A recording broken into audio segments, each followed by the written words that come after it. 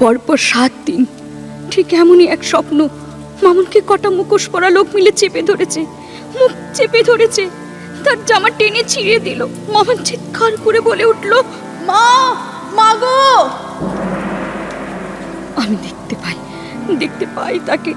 মা ওই মেয়েকে ওই রকম করে দেখা। ও ও জল খাই একটু।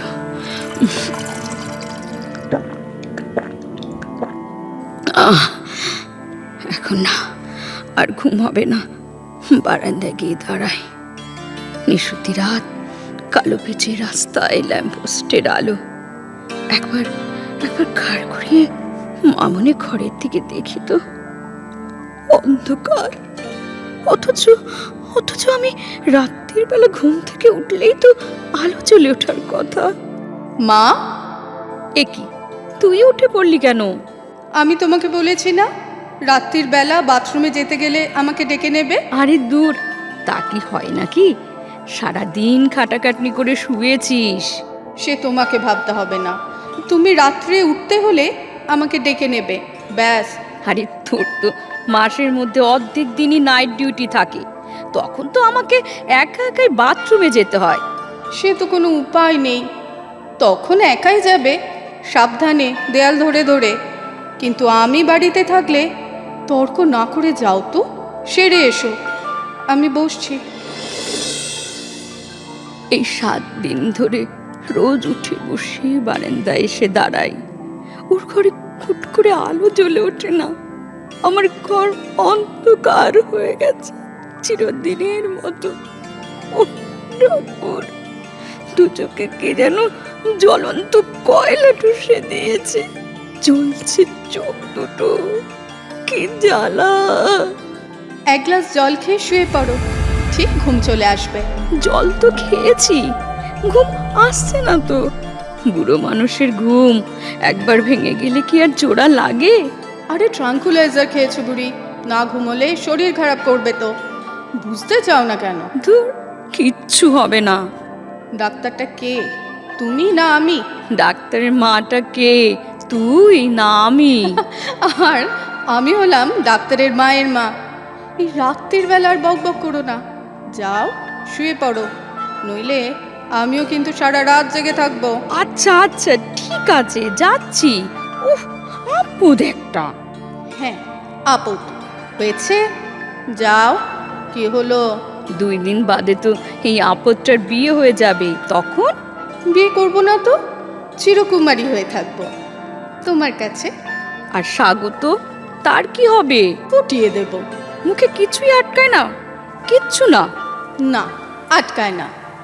তুমি শুতে যাবে না এইসব ভ্যান ভ্যান করবে এই মাঝরাত্রে? যাচ্ছি। Good night. কদিন থেকেই মনে হচ্ছিল মামুনের মুখ ভার, এত যে হাসি খুশি যেন শুকিয়ে আসছে। ভেতরে ভেতরে কি যেন একটা চলছে। সেদিন দিনের বেলা ওর ছুটি ছিল, দুজনে মিলে একসঙ্গে খেতে বসেছি।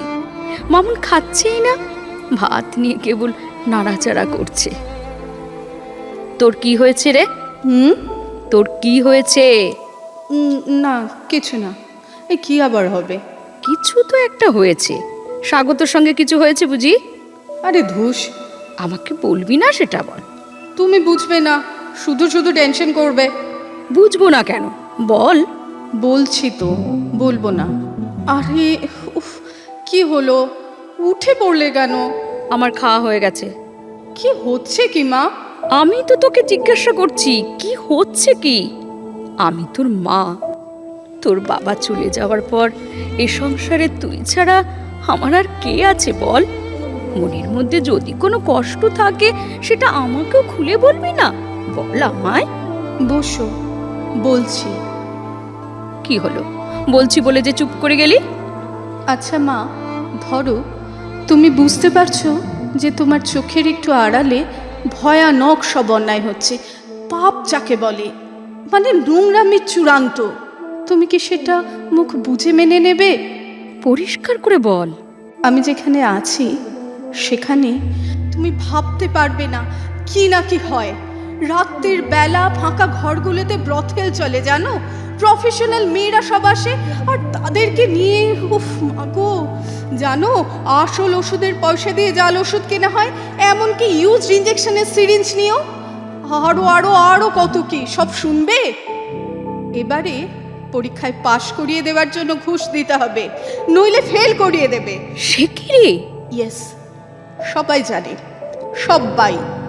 আমিও কিছু কিছু আন্দাজ করছিলাম, স্বাগত সব বলল, ও সব জানে, আমার যে সিনিয়র তো।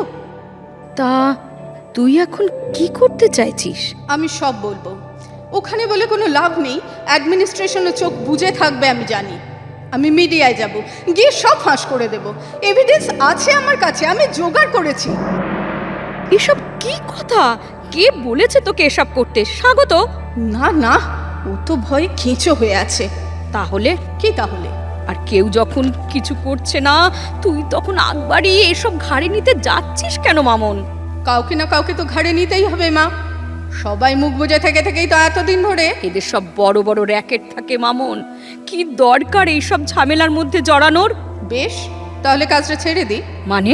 মানে বাবা তো চেয়েছিল আমি ডাক্তার হই, তার ডাক্তার হতে গেলে যদি এত কম্প্রোমাইজ করতে হয়, তাহলে ডাক্তার না হয় নাই হলাম, বিয়ে করে ঘরের বউ হয়ে। মাথা ঠান্ডা কর মামন, মাথাটা ঠান্ডা কর, বোঝার চেষ্টা কর। তুই যা বলছিস সেটা বিরাট ব্যাপার, এদের সঙ্গে একা তুই পারবি? এক্স্যাক্টলি, আমি পারছি না মা, আমি পারছি না। শোন শোন লক্ষ্মী মেয়ে আমার, এসবের মধ্যে জড়াস না মা, আমি তোকে বারণ করছি। আমার এই কথাটা শোন মামন। মামন, এই যে বুড়ি, চললাম, গুড নাইট। গুড নাইট, সকালে দেখা হচ্ছে।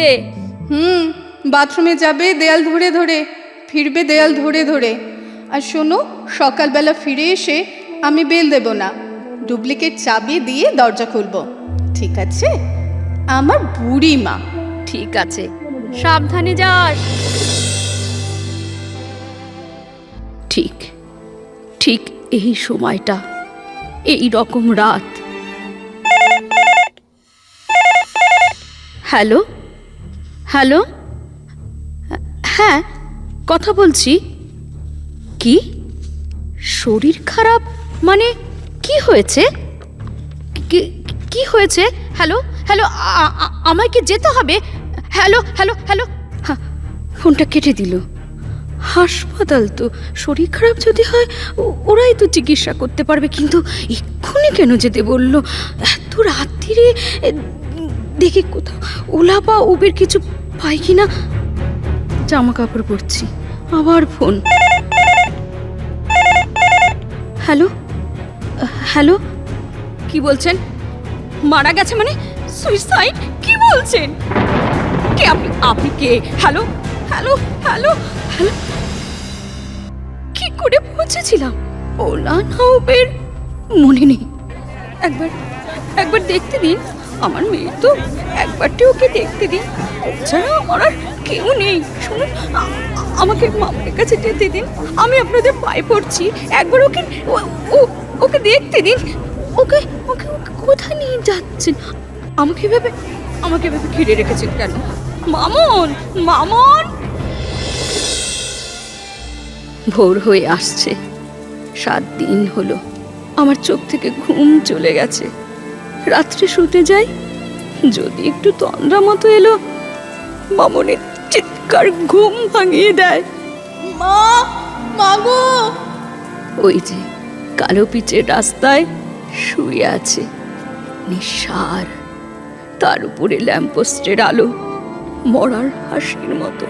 প্রথম কদিন রাত্রিবেলা বাসন্তী এসে শুতো, আমি বারণ করে দিয়েছি, যদি একা একা মরে যাই যাব, সেই তো ভালো।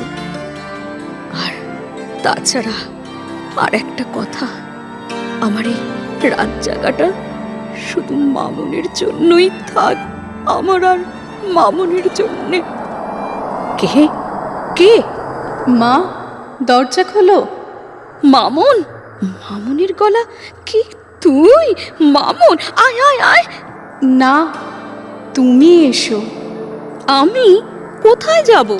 আমার সঙ্গে এসো, এসো, এসো, এসো বুড়ি এসো, বড় রাস্তায়। কোথায় নিয়ে যাচ্ছিস তুই আমাকে? গলি থেকে বেরিয়ে বড় রাস্তায় এসো। ওই দেখো, কত লোক! ওরা ওরা কারা? কি করছে ওরা? কান পেতে শোনো। এসো ওদের সঙ্গে, ওদের মধ্যে আমিও থাকবো, তোমার হাত ধরে থাকবো, বুঝলে বুড়ি? তোমার হাত ধরে থাকবো। এসো, এসো, এসো।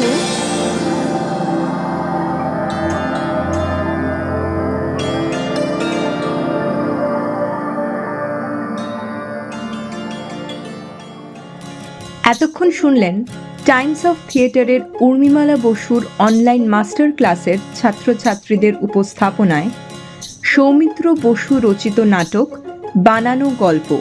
পরিচালনায় উর্মিমালা বসু, অভিনয়ে রিঙ্কু রায় এবং দেবশ্রী দত্ত, সঞ্চালনায় আহেলি মসিদ, আবহ ও সম্পাদনায় নিহার রঞ্জন চক্রবর্তী।